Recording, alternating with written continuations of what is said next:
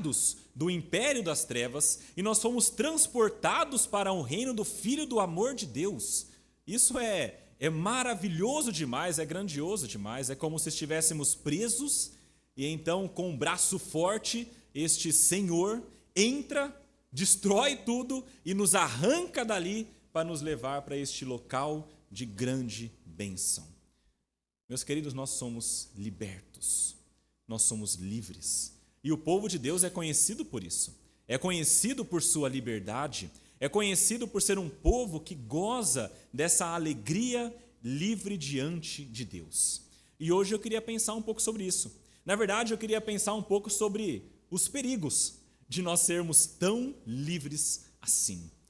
Como que nós podemos lidar com essa liberdade que Deus, pela sua graça, nos concedeu? E para falar sobre isso, eu queria convidá-los a abrir a palavra de Deus, lá em Gálatas, no capítulo 5. Nós iremos ler dos versículos 13 até o versículo 26. Gálatas, capítulo 5, versículos 13 até o versículo 26.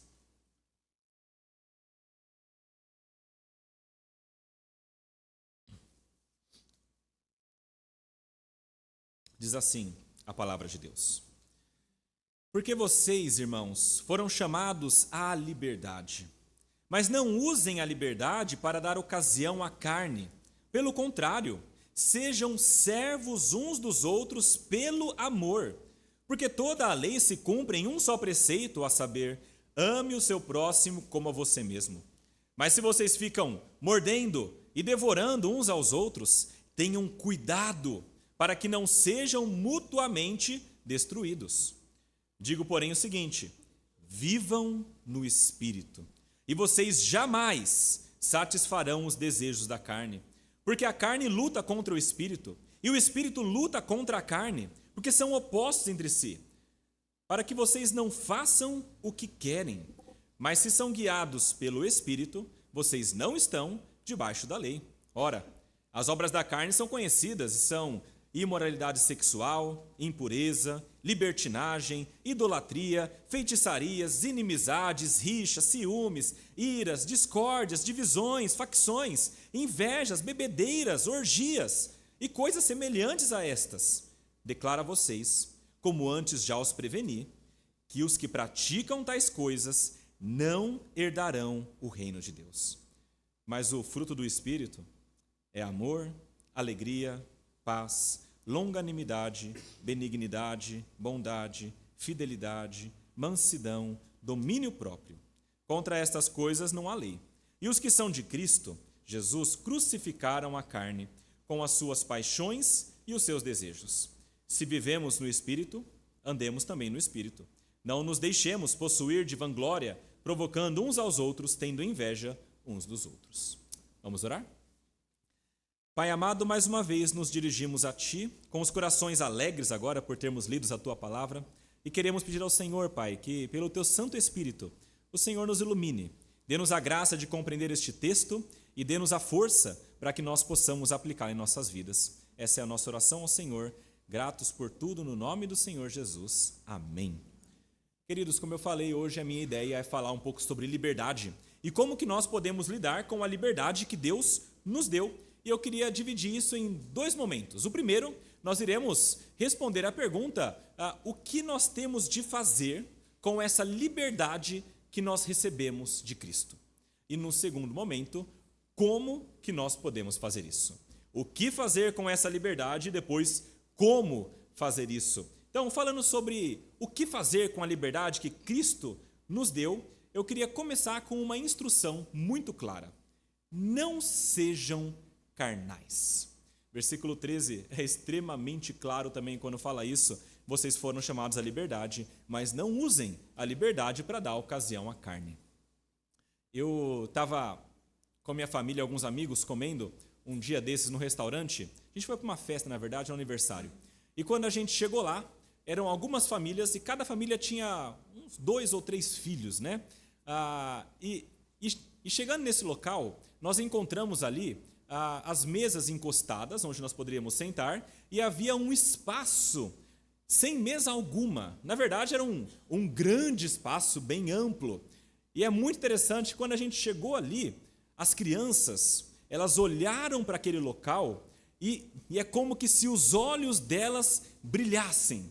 Elas olharam para aquilo e viram um espaço enorme, uma liberdade gigantesca, e então elas começaram a pensar: o que é que eu faço com isso? E não deu muito tempo para que todas estivessem correndo de lado para o outro, né? Balançando os braços, e em dado momento começaram a gritar também, né? Parecia que elas queriam preencher aquele espaço todo com o corpo que elas tinham, com o movimento que elas tinham, com as vozes que elas tinham, porque elas tinham muito espaço e elas precisavam fazer alguma coisa com aquilo. Isso é porque a liberdade muitas vezes nos dá esse sentimento de que nós podemos ir sem restrição alguma. Chegou uma hora que os pais tiveram de dar uma controlada na situação, porque senão não ia dar certo no restaurante. Mas as crianças não perceberam isso. Elas queriam se divertir. E é claro, quando eu falo de criança, a gente, criança realmente é assim, né? Mas eu queria dizer que isso não é só criança não, tá? Na verdade, nós todos somos assim. Eu estava pensando, por exemplo, eu gosto muito de comer. Gosto muito de comer. Eu não sei se você também é como eu, que você vai num restaurante que você paga por pessoa e você pode comer à vontade. Então você chega nesse restaurante, você tem ali vários tipos de comida, e aí você pega a bandeja e começa a pegar um pouquinho disso, pouquinho disso, pouquinho disso, pouquinho, e vai pegando cada uma das coisas. Já pagou, você tem que comer, né? Você já deu o dinheiro, é liberdade, você pode fazer isso.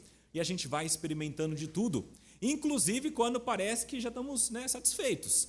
Parece que já comi o suficiente, já me alimentei o suficiente, mas eu acho que eu posso comer mais um pouquinho, porque eu queria experimentar um pouquinho mais. E a gente às vezes não sabe lidar tão bem com a nossa liberdade. Ou talvez você seja daqueles que acabou de sair de férias, e aí você saiu talvez da faculdade, ou talvez do seu trabalho, pegou 30 dias de férias. Que coisa abençoada. Você saiu do trabalho, a primeira coisa, você chega em casa, e a sua disposição é o quê? Lavar a louça, arrumar a casa? Geralmente não, né? O que a gente quer é descansar.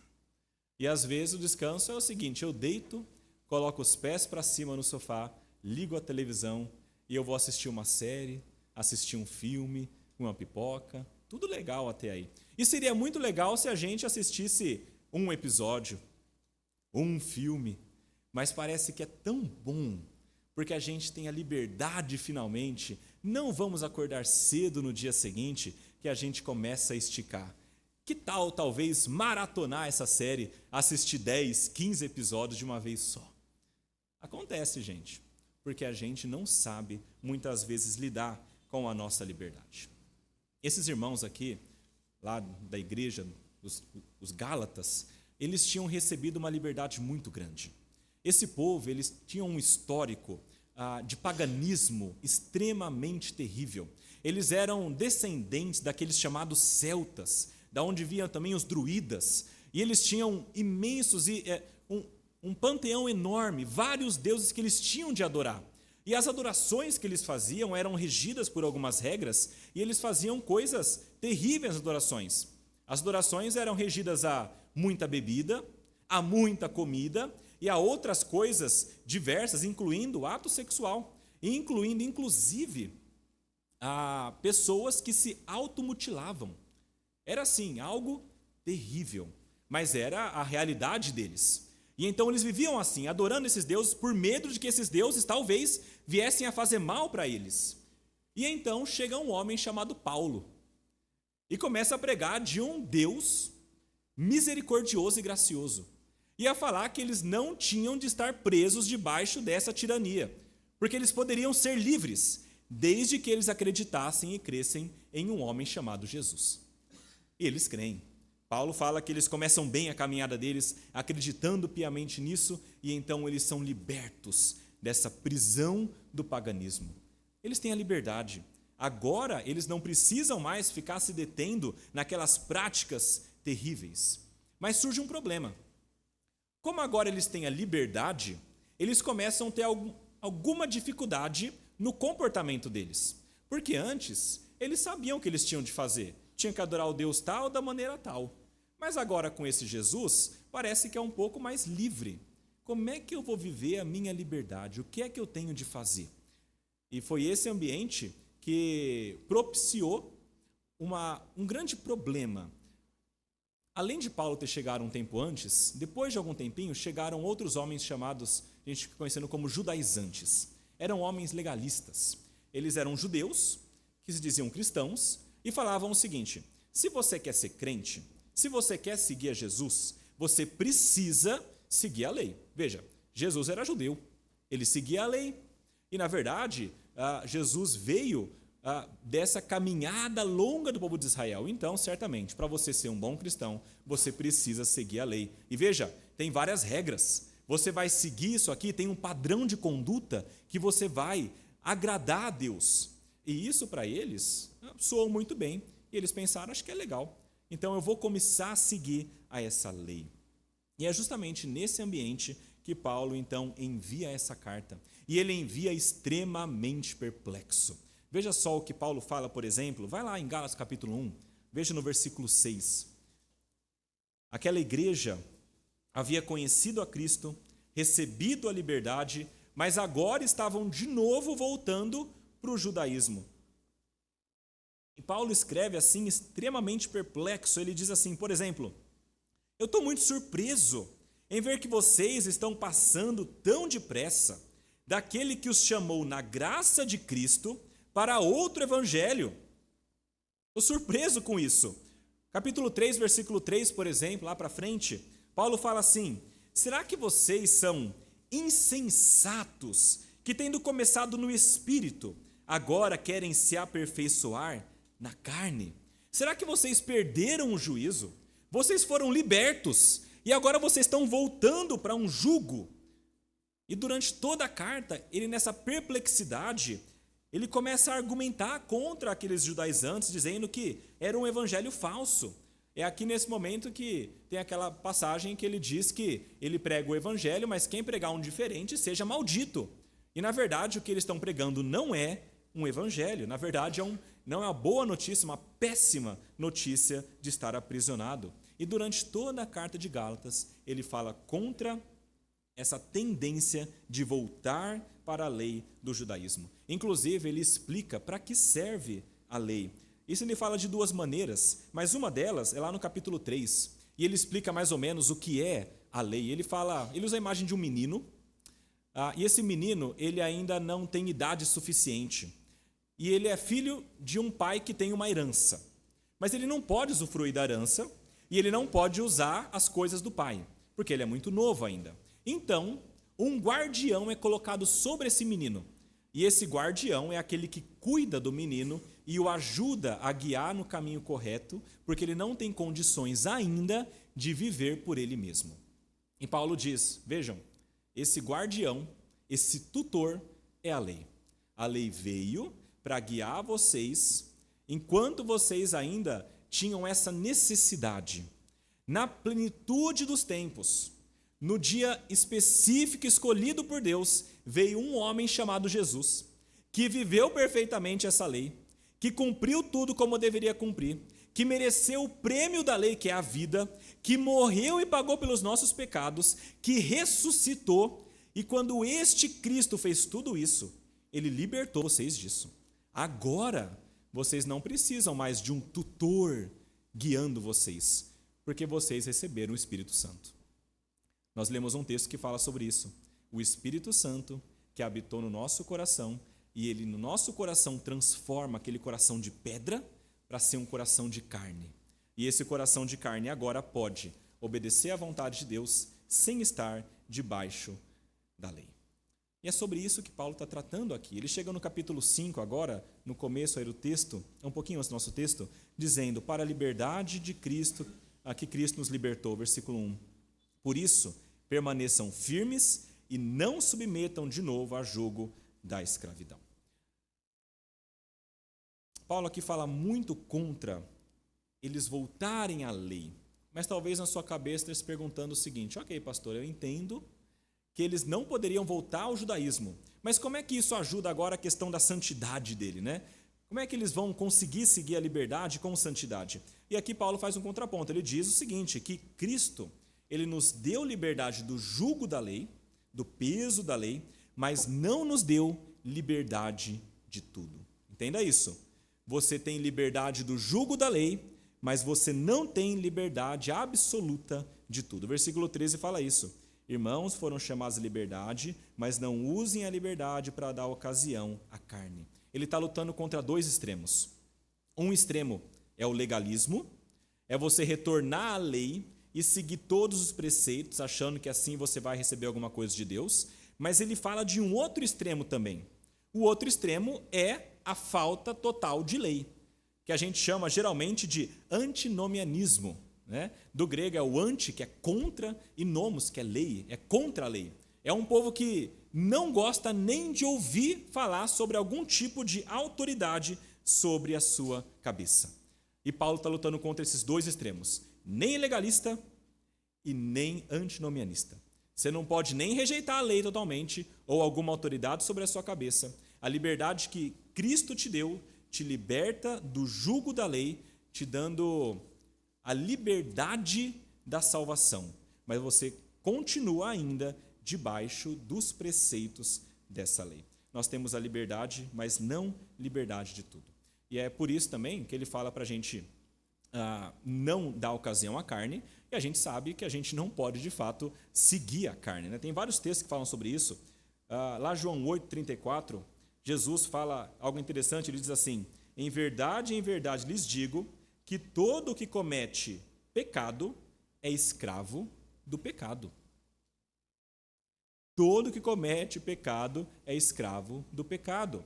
João, depois, lá na sua carta, fala que a gente não deve amar o mundo, nem as coisas que há no mundo, porque se alguém ama o mundo, o amor do Pai não está nessa pessoa. Porque tudo que vem do mundo não vem de Deus, mas vem do mundo.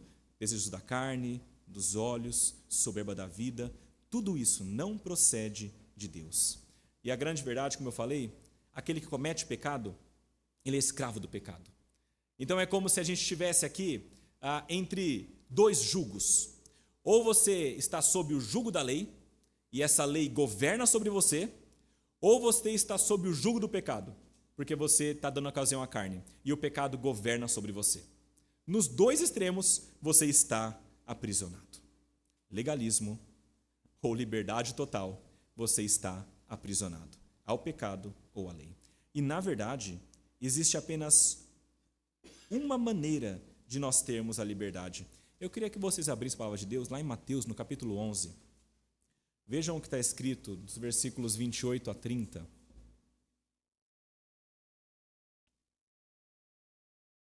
Mateus 11, versículos 28 a 30. Jesus, falando aos seus discípulos, ele diz o seguinte: venham a mim, todos vocês que estão cansados e sobrecarregados, e eu vos aliviarei. Tomem sobre vocês o meu jugo e aprendam de mim, porque sou manso e humilde de coração. E vocês acharão descanso para a sua alma, porque o meu jugo é suave e o meu fardo é leve. Para a gente se ver livre do peso da lei e do peso do pecado, a gente precisa de um jugo leve e suave, que é o jugo de Cristo. E é sobre isso que Paulo continua falando aqui com eles, dando uma segunda instrução. A primeira é: não sejam carnais com a liberdade que vocês têm. A segunda é: sirvam uns aos outros pelo amor. Versículo 13 e 14 diz o seguinte: pelo contrário, sejam servos uns dos outros pelo amor, porque toda a lei se cumpre em um só preceito, a saber, ame o seu próximo como a você mesmo. A grande verdade que esse texto traz para nós é a seguinte: o antídoto para a nossa carnalidade é o serviço ao próximo. Se você acha que está sendo muito carnal, que a sua vida está sendo muito carnal, o antídoto para isso é o serviço ao próximo. Se você não quer ser carnal, sirva o seu irmão. É o que o texto diz, e eu vou explicar um pouquinho sobre isso. Mas parece estranho quando a gente lê isso aqui, porque agora ele fala que a gente não deve estar debaixo da lei, mas ele diz que a gente deve servir o outro. Porque quando a gente serve o outro, a gente está cumprindo a lei. Então, qual que é, né? a gente tem que sair da lei ou a gente tem que cumprir a lei, né? Mas o grande argumento de Paulo é mais ou menos o seguinte: ele diz que o cumprimento da lei é o amor. E o anseio dos Gálatas era ser santo, por isso que eles queriam uma lei. Então Paulo está falando o seguinte: vocês não precisam da lei, das regras, para vocês conseguirem alcançar o objetivo da lei. Qual é o objetivo? Você tenha amor. Você pode não seguir todos os preceitos como de maneira legalista e você pode ir direto para a essência da coisa, que é o amor. Você não precisa se colocar debaixo da lei para viver de acordo com a vontade de Deus. Você pode direto amar o seu próximo e dessa maneira já cumprir aquilo que a lei nos coloca. É o amor. É o que Paulo traz para nós. E ele fala então que o fim da lei, o objeto da lei, o que a lei alcança é o amor. E Jesus fala isso também. Vocês lembram quando perguntam para ele: mestre, quais são os principais mandamentos? E Cristo fala: olha, amar a Deus acima de todas as coisas e amar ao próximo como a você mesmo.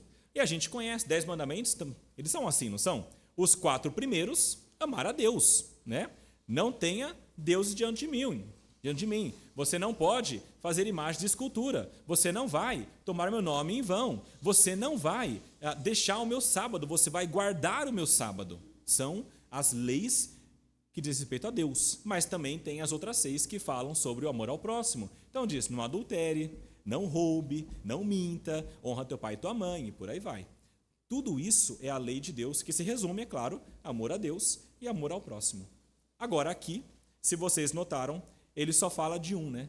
Ele só fala do amor ao próximo. Parece que ele não fala sobre amor a Deus. E eu acho que tem 2 motivos para isso. O primeiro é que a ênfase dele aqui é nos relacionamentos da igreja. Mais para frente vocês vão ver isso. Mas o que ele quer é falar sobre os relacionamentos da igreja. Por isso que ele enfatiza. Mas o outro motivo é porque não é possível você amar a Deus sem amar o teu próximo. Não é possível. E não é eu que estou falando, tá? Não sou eu. É a palavra. Lá em 1 de João, capítulo 4, versículo 20, João escreve assim: se alguém disser, amo a Deus, mas odiar o seu irmão, esse é mentiroso. Pois quem não ama o seu irmão a quem vê, não pode amar a Deus a quem não vê. Para amar a Deus, você precisa amar o seu irmão, o seu próximo. E Paulo então orienta a fazermos isso. A maneira que nós temos de seguir a Deus é amando o próximo. E eu acho interessante o modo como ele fala isso, porque ele não fala só ame o próximo, ele explica como. E o como dele é assim: sirvam o seu irmão. E eu acho interessante porque a palavrinha servir aqui tem a ver com serviço de escravo. No grego vem dessa palavrinha que diz respeito à escravidão. E eu acho muito interessante aqui, porque parece que ele tira esse povo de uma servidão, fala: vocês não vão ficar debaixo do serviço da lei, vocês não são escravos da lei, vocês não vão ficar debaixo, não são escravos do pecado, mas vocês vão ser escravos um do outro.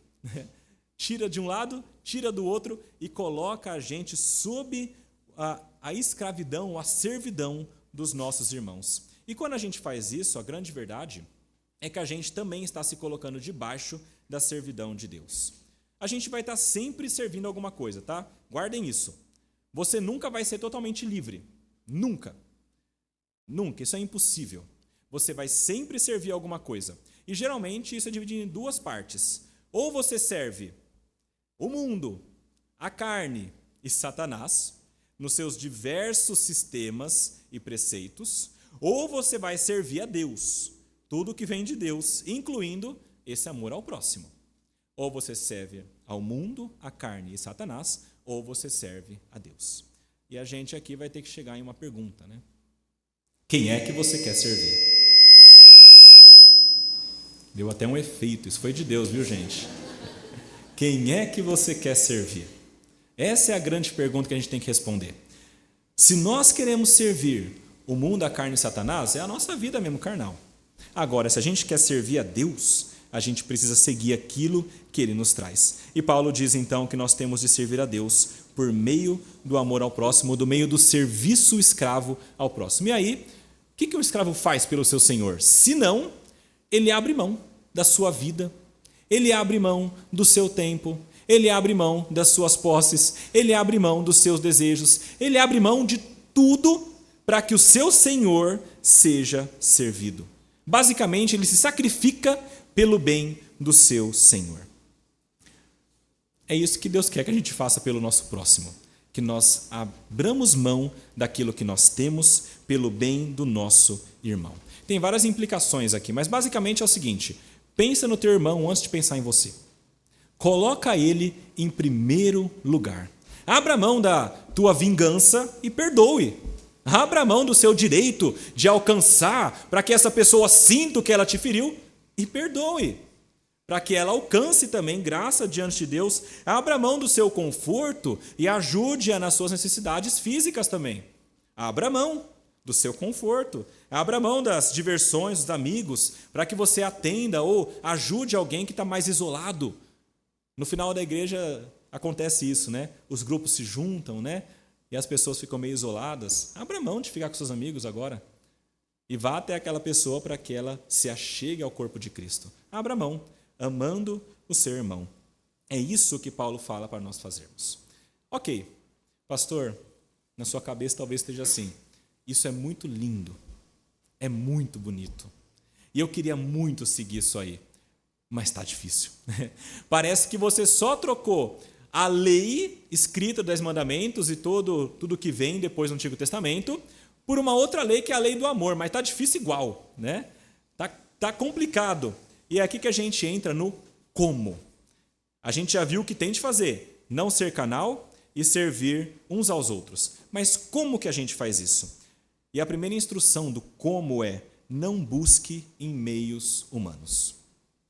Você não pode buscar obedecer à vontade de Deus por meios humanos. Os meios humanos não são capazes de gerar uma mudança verdadeira na nossa vida. Não são capazes. Versículos 15 e no versículo 26, Paulo mostra isso para a gente de maneira muito interessante. Ele fala assim: se vocês ficam mordendo e devorando uns aos outros, tenham cuidado para que não sejam mutuamente destruídos. E no versículo 26, veja lá: não nos deixemos possuir de vanglória, provocando uns aos outros, tendo inveja uns dos outros. Esses dois versículos mostram a situação da igreja.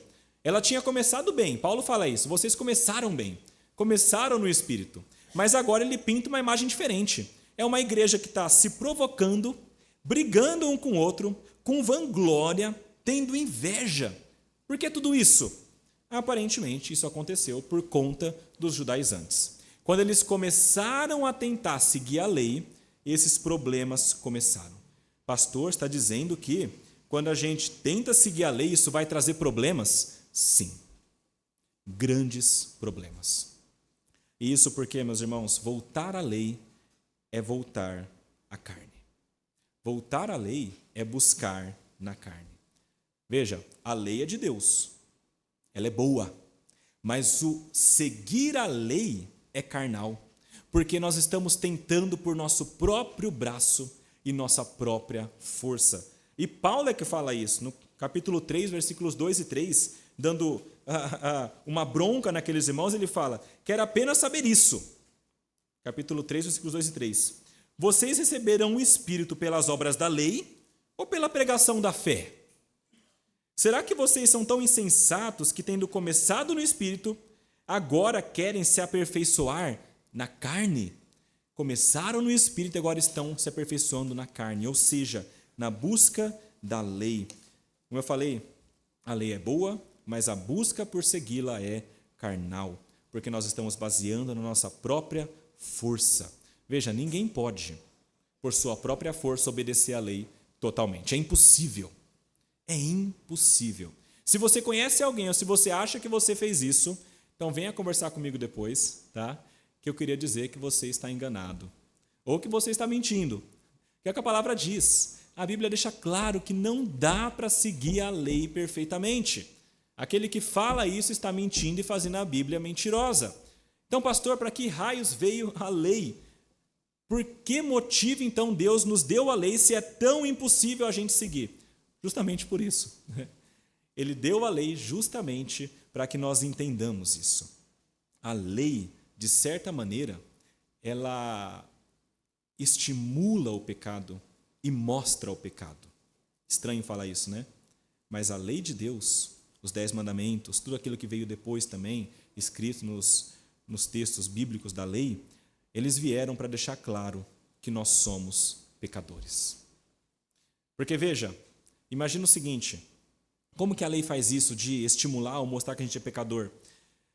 Quando a gente comete um pecado e a gente não sabe que é um pecado, continua pecado, mas não é tão ruim.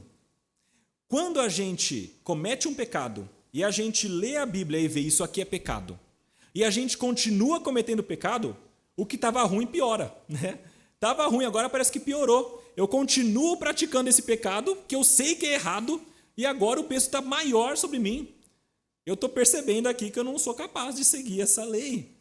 A lei estimula o pecado dessa maneira. A lei estimula o pecado quando ela traz algumas prescrições que a gente nem tinha pensado, isso aqui é pecaminoso, e a gente talvez comece a pensar, será que eu devo experimentar isso aqui, né? Fazer esse negócio? E às vezes nosso coração maligno quer seguir por esse caminho. A lei veio para mostrar que o nosso coração é pecaminoso e é terrível. E ele vai pender sempre para o pecado. E é claro que ela veio também para apontar para Jesus, né? Porque se ninguém consegue cumprir, o que vai me libertar disso aqui? E aí é Jesus. Quando ele vem, ele vive e cumpre perfeitamente, e ele é que traz essa libertação. Agora, como que seguir a lei, como eles estavam seguindo, traz tantos problemas, né? Ele falou de vanglória, provocação, inveja. Pensa comigo no seguinte: se eu estou seguindo a lei e eu consigo cumprir alguns mandamentos, isso vai gerar em mim o quê? Um sentimento de vanglória. Eu vou achar que eu sou bom por mim mesmo. É isso que estava acontecendo ali. E alguns conseguiam cumprir algumas partes da lei, não outras, é claro, mas aquelas que eles conseguiam, eles exaltavam. Olha o que eu consigo fazer. Vanglória. E vanglória é o quê? Van, que é vazia, glória. É uma glória vazia. Não é verdadeira, mas eles se enchiam disso. Provocações. Porque se eu consigo fazer e o outro não consegue, eu provoco. Como é que você não consegue fazer isso, que é tão simples? Eu consigo fazer, o irmão consegue fazer e você não está tendo condições. O irmão está na carne, toma cuidado, né? Eu sou bom, você não é. E invejas, que é aquela pessoa que não consegue cumprir alguma coisa, olha para o outro e fala, eu queria ser assim. É isso. Quando o legalismo entra na igreja, ele gera vanglória, provocações e invejas. E é por isso que nós temos pessoas mordendo e devorando uns aos outros. Cuidado com esse câncer. O legalismo é perigosíssimo. E vocês vão observar, se vocês andarem um pouco no Brasilzão, aí em São Paulo, nas igrejas evangélicas, as que têm mais problemas de relacionamento são as legalistas. Com toda certeza. Porque é isso que traz o esforço humano. E é um motivo simples. Porque a carne, ela sempre vai gerar mais carne. Sempre vai gerar mais carne. Veja aí versículo 19. Não adianta a gente tentar seguir a vontade de Deus pela carne, porque ela vai gerar mais carne. As obras da lei, ele diz, as obras da carne, ele diz, são conhecidas e são imoralidade sexual, impureza, libertinagem, idolatria, feitiçaria, inimizades. Traz uma lista enorme aqui, ele fala que essas coisas trazem destruição. A carne aqui vai trazer destruição. E aqui é claro que ele se refere à natureza caída, né? Quando ele fala sobre carne, não é o nosso corpo físico, né? Ele está falando sobre a nossa natureza caída, nosso coração pecaminoso. É aquilo que está lá dentro de nós, apontando para o pecado. E ele traz essa grande lista, e é uma lista de coisas terríveis. Ele fala assim, vocês já sabem o que carne traz. Vocês já conhecem, isso é conhecido de vocês. Como é que vocês esperam, com uma força carnal, como é que vocês esperam tirar de um coração pecaminoso alguma coisa boa? Vocês vão tirar imoralidade sexual, impureza e por aí vai. Eu não vou me deter com cada uma dessas características, né? Mas eu vou só trazer aqui uma estrutura para você entender. Ele fala sobre, primeiro, sexo desordenado. Ele fala nas primeiras 3, imoralidade sexual, impureza e libertinagem, sexo desordenado. Ele fala sobre adoração desordenada, idolatria e feitiçarias. Feitiçarias aqui é quando a gente tenta, por meios humanos, movimentar o meio sobrenatural. Isso é muito comum nas religiões pagãs, né? As pessoas têm essas práticas, né? Inclusive conhecidos hoje às vezes como macumba e por aí vai, né? Mas isso adentra a igreja também, né? Porque eu estava outro dia ouvindo a rádio e era uma rádio gospel. Caiu lá, não sei como, mas eu deixei. E eu comecei a ouvir um pastor falar assim: meu irmão, você quer libertação? Então você vai ter libertação.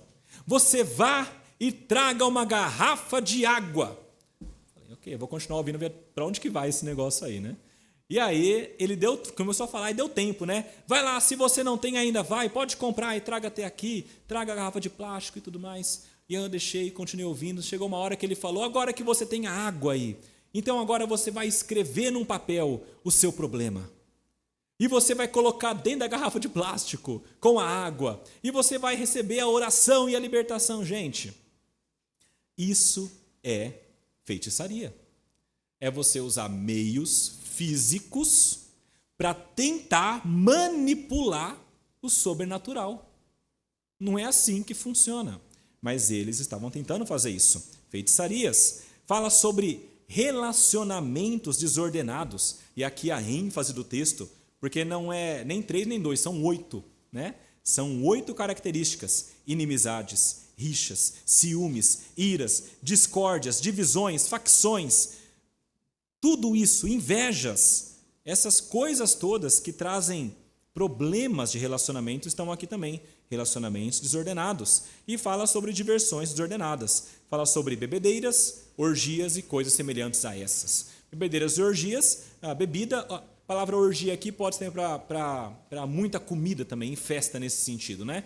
Mas também pode significar a essa libertinagem sexual no meio daquelas pessoas. E isso não acaba aqui, porque depois ele fala, e coisas semelhantes a essas, né? Então, tem muito mais de onde isso aí veio.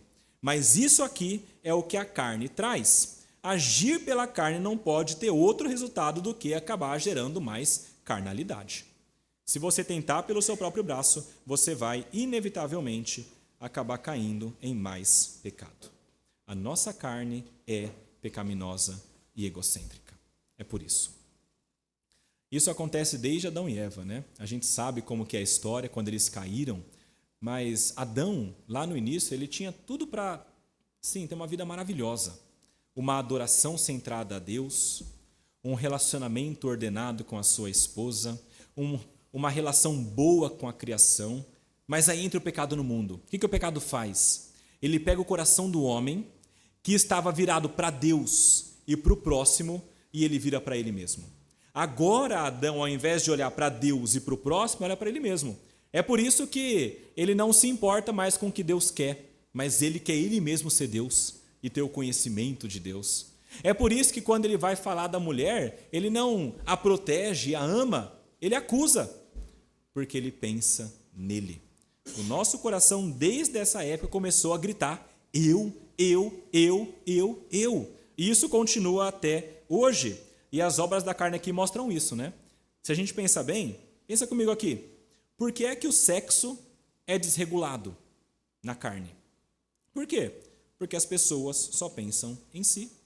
Elas não se importam com quem, com quantas pessoas, ou se a outra pessoa estará bem, desde que ela tenha aquilo que ela quer.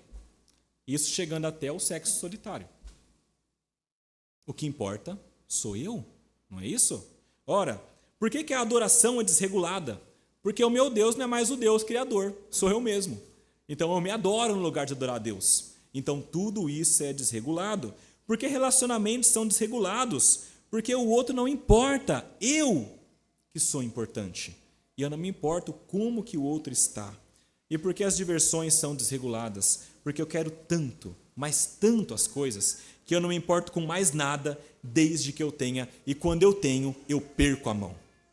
Eu me jogo, eu mergulho nas diversões, mesmo que isso seja pecaminoso. E o resultado disso tudo é a destruição. Eu declaro a vocês, como já preveni, que os que praticam tais coisas não herdarão o reino de Deus.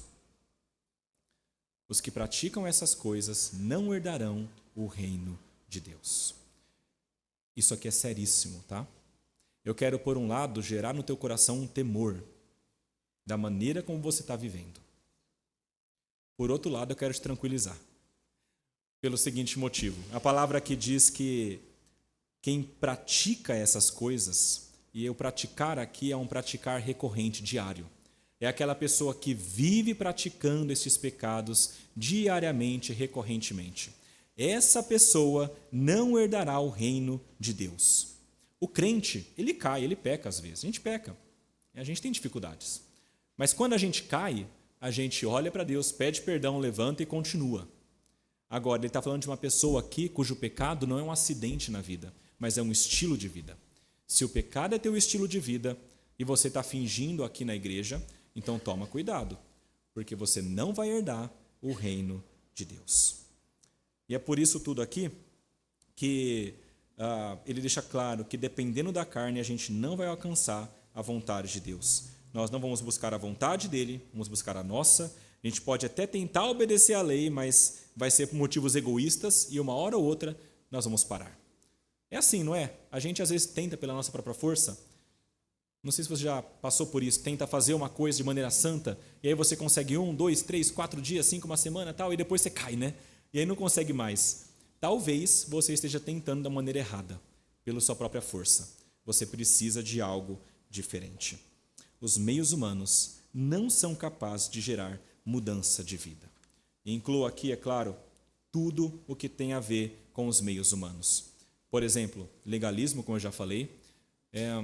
Tem gente que tenta alcançar a santidade de maneira legalista na igreja, sendo ativista, lendo a Bíblia assim, sem compreender, só por ler, para conseguir assinar no final do ano, eu li a Bíblia inteira, fazendo regras de cumprir ou não cumprir, invejando os outros que fazem melhor. Isso aqui você não vai conseguir santidade.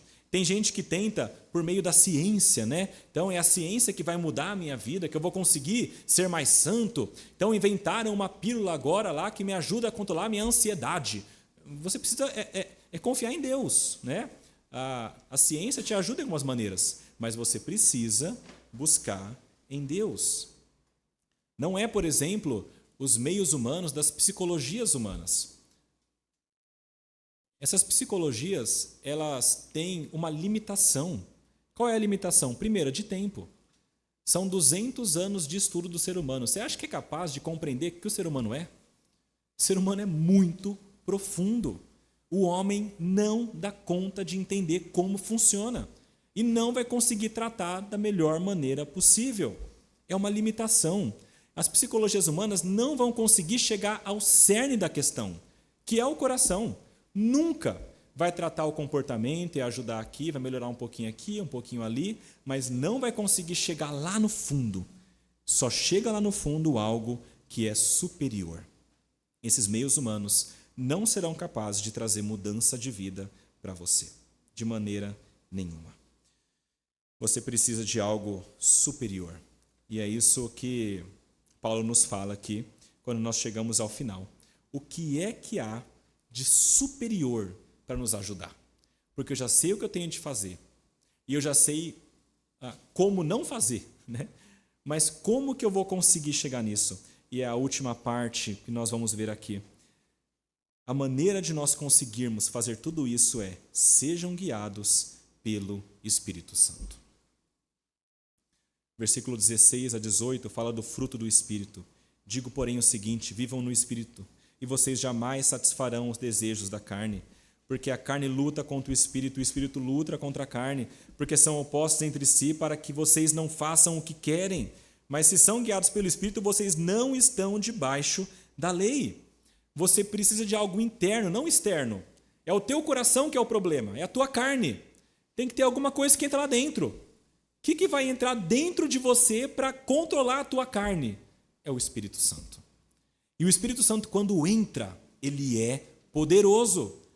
Que carne, que ser humano, que natureza pecaminosa vai resistir diante do Espírito Santo, que é o próprio Deus? O Espírito Santo faz frente à carne e domina a carne. É por isso que ele fala, jamais satisfarão os desejos da carne. Isso aqui é uma certeza bíblica. Se você for guiado pelo Espírito Santo, você jamais satisfará os desejos da carne. Mas, pastor, eu peco. Quer dizer que você não está sendo guiado pelo Espírito Santo. É simples assim. Você precisa ser guiado pelo Espírito Santo. Porque existe essa contraposição.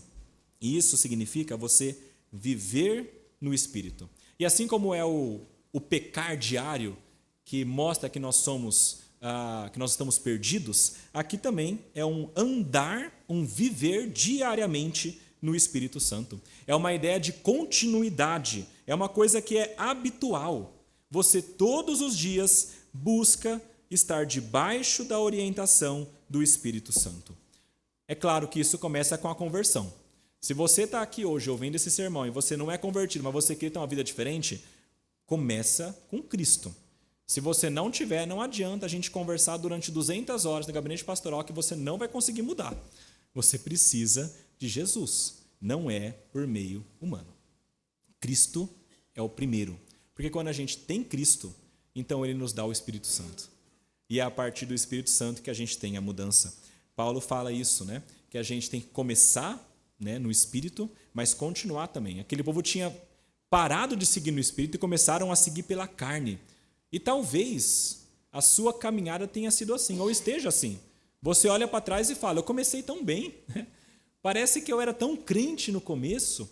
Parece que eu seguia a Deus com tanta alegria. Parece que as coisas, o pecado não me atraía. Mas agora está ficando mais difícil. Quer dizer que você está indo pelo caminho pior. E você precisa redirecionar o teu caminho. Você começou bem, mas agora está mal, mas ainda é tempo de recuperar e você voltar para o Espírito Santo. Porque ou você é guiado pelo Espírito Santo, ou você está debaixo da lei. É o que ele fala no versículo 18. Se você é guiado pelo Espírito Santo, você não está debaixo da lei. Você não está também buscando por meios carnais. Se você é guiado pelo Espírito Santo, você pode seguir a vontade de Deus. Lembra que eu falei do guardião? Era o guardião que ajudava a criança a seguir os mandamentos. Mas agora, de novo, você tem o Espírito Santo. Você não se coloca mais sob a orientação do guardião, que era a lei. Agora você está sob a orientação do Espírito Santo, que já te deu um coração de carne, que já gravou no teu coração também a vontade de Deus. E agora você precisa seguir. E quem tem o Espírito Santo, quem é guiado por este Espírito, tem o seu fruto. Aqui ele fala sobre o fruto do Espírito. Veja um detalhe. Ele falou sobre as obras da carne, obras, ações que a gente faz. E agora ele fala sobre o fruto do Espírito. O fruto não é uma coisa que você faz, é uma coisa que é gerada em você. A obra da carne é você que faz. O fruto do Espírito é o Espírito que gera em você. É como se você fosse essa grande árvore e o seu coração estivesse enraizado. E nessa raiz agora, você tivesse o Espírito Santo agindo. E quando ele age no teu coração dessa maneira, isso começa na raiz e começa a seguir até chegar no exterior, trazendo este fruto que mostra que você é de Deus. Isso vem por meio do Espírito Santo. E eu não vou lidar com cada parte do fruto aqui, mas eu queria trazer para vocês um pensamento importante. Primeiro, esse fruto aqui fala de 9 aspectos, mas ele começa falando sobre o amor. O amor. Algumas pessoas entendem que o amor é o fruto do Espírito por excelência. E as outras coisas são coisas que fluem deste amor. É porque eu tenho este amor que então eu vou ter a benignidade, a bondade, a fidelidade, a mansidão e por aí vai. É uma possibilidade. Mas o ponto principal é, começa no amor. O amor é o ponto essencial aqui. Mesmo porque, vocês lembram que Paulo falou que para a gente seguir a vontade de Deus, a gente tem que amar o outro? E isso é tão difícil fazer? A gente precisa deste fruto do Espírito. Quando o Espírito Santo age no nosso coração, ele nos dá esse amor e a gente passa a amar o nosso irmão. Mas isso é uma coisa que ele faz em nós. Mas quando isso acontece, a gente começa a seguir a vontade dele. e cumprir tudo aquilo que a lei tinha falado antes, mas por meio do amor que ele nos dá. Isso é o amor. E este amor, ele contrabalanceia. É muito interessante, porque veja, qual que é o grande problema do homem? Que ele ama muito ele mesmo. Quando Cristo falou sobre o amor ao próximo, ele não falou assim, ame o próximo de uma maneira muito grande. Ou ame a você mesmo como você ama o próximo. Ele falou, ame o próximo como você ama você mesmo. Porque o teu amor próprio já é grande demais. Você já se ama muito. E você tem que amá-lo dessa maneira. E por que é tudo desordenado? Porque a gente ama demais a gente e de menos o próximo. É desequilibrado. Então esse fruto, ele traz para a gente esse amor. E a gente começa a amar. E isso equilibra a balança. Quando a balança é equilibrada, as coisas começam a se ordenar de novo na nossa vida. Tudo começa no amor. E um detalhe importante também é que começa no amor e termina no domínio próprio. De novo, ênfase de Paulo. Qual que é o grande problema? As obras da carne, os desejos da carne, os desejos do eu. E então ele fala, o fruto do Espírito começa no amor, mas o resultado visível final vai ser o domínio próprio na tua vida. E domínio próprio, no grego, é uma palavrinha muito interessante porque é a junção de duas palavras. Ego, que é eu, e kratos, que é poder. É assim, é poder sobre o eu.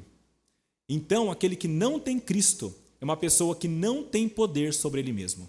Ele é escravo do pecado. Aquela pessoa que tem Cristo, o Espírito Santo, e anda guiado por esse Espírito Santo, é alguém que tem poder sobre o eu dele. Não porque ele pode, mas é porque o Espírito Santo age no seu interior. Esse é o domínio próprio. E é esse domínio próprio que traz a resolução de tantas questões. Eu não vou citar porque não temos tempo, mas tem tanta coisa que o domínio próprio resolve na nossa vida. Mas isso tudo começa quando nós temos o Espírito Santo. E a questão que surge agora aqui no final é... Ok, eu entendi que eu tenho de viver sob a liderança do Espírito Santo. Como é que eu faço isso? E então a orientação mais bíblica que existe é: você precisa dos meios de graça. Você precisa de Bíblia. Você precisa de oração. É a palavra de Deus que é Deus falando conosco e nos preenchendo com a verdade.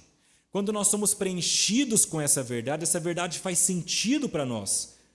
E nós então entendemos como que o Espírito Santo quer que nós vivamos.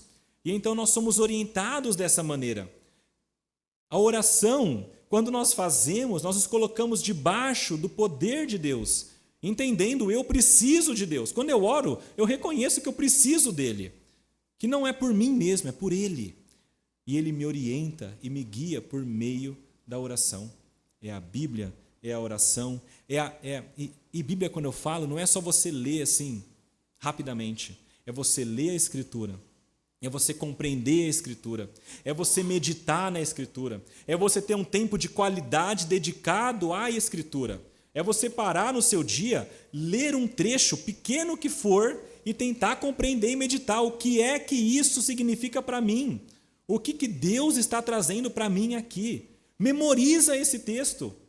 É assim que Deus vai trabalhar no teu coração. É assim que o Espírito Santo trabalha. Porque, veja, o Espírito Santo, ele vai nos trazer à memória tudo que a gente conhece sobre a Bíblia para ajudar a nossa vida. Se você não conhece nada, você não vai ter esse subsídio. Você precisa conhecer para que dessa maneira o Espírito Santo te ilumine e te capacite e te guie. E quando você se enche disso, você cada vez mais se coloca debaixo da orientação do Espírito Santo. E é claro, a igreja. A igreja é um momento onde nós temos tudo isso com muita ênfase. E é aqui que nós somos alimentados ordinariamente. E é aqui que Deus quer que nós sejamos alimentados dessa maneira. E é aqui que Deus faz isso por meio, inclusive, de homens que Ele escolheu. O pastor Avassi hoje vai ser novamente empossado, mas com essa função importante de trazer a verdade bíblica, para que isso preencha os corações e para que dessa maneira vocês consigam ser guiados sempre pelo Espírito Santo.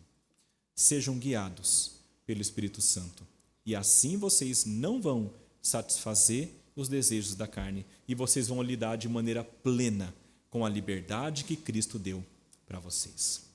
Vamos orar, meus irmãos.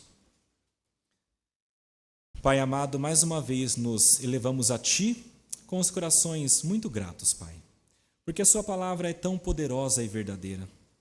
O Senhor é tão gracioso que nos deu não somente a palavra, mas também o Espírito Santo, que habita em nós, que é poderoso, que muda as nossas vidas. Dê-nos a graça, Pai, de confiar neste Espírito Santo. Não nos permita subestimá-lo de maneira nenhuma, mas que nós tenhamos a plena certeza de que Ele é poderoso, porque afinal de contas é o mesmo Espírito que esteve desde a criação do mundo. É o mesmo Espírito poderoso que ressuscitou Cristo dos mortos. É o Teu poder, Pai. O Espírito Santo habita em nós e nós queremos rogar ao Senhor que esse Espírito nos capacite cada vez mais a sermos santos. É a nossa oração ao Senhor, no nome do Senhor Jesus. Amém.